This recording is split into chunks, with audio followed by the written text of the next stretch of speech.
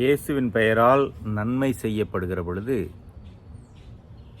நமக்கு எதிராக இல்லாதவர்கள் நம் சார்பாக இருக்கிறார்கள் என்கிறார் இயேசு. அந்த நன்மை பிறர் நலத்தோடு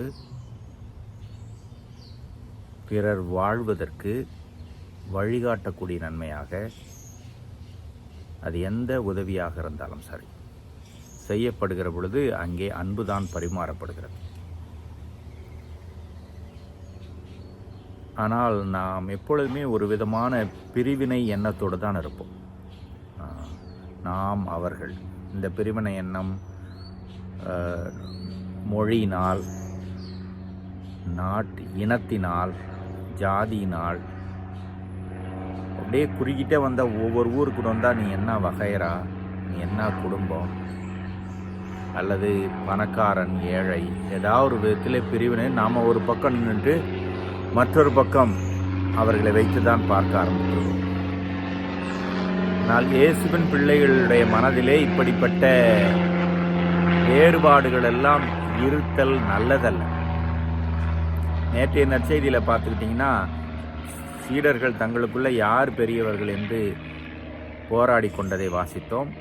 இன்றைக்கு இயேசுவின் பெயரால் நன்மை பெய்யோட்டுவதை பார்த்தோன்னா அவங்க வேற, நம்ம எப்படி செய்யலாம் என்று இயேசுவிடமே முறையிடுவதை பார்க்கிறோம். பிரித்து பார்க்கக்கூடிய மனநிலையெல்லாம் விட்டு அதை தாண்டி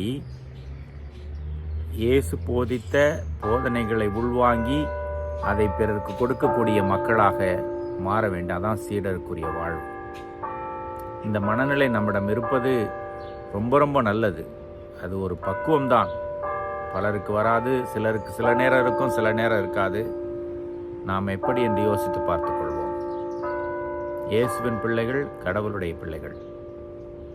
புனித பவுல் சொல்வது போல, ஆணென்றோ பெண்ணென்றோ, கிரேக்கரென்றோ யூதரென்றோ எந்தவித பிரியாணையும் இருக்கக்கூடாது. அது ரொம்பவும் கஷ்டம்தான். இருந்தாலும் என்னிலே அல்லது நம்மிலே என்று ஆரம்பித்து அந்த வேறுபாடுகளை எல்லாம் கடந்து இயேசுவின் பிள்ளைகளாக வாழ தொடங்குவோம். இறைவன் என்றென்றும் வாழ்த்து பெறுவாராக.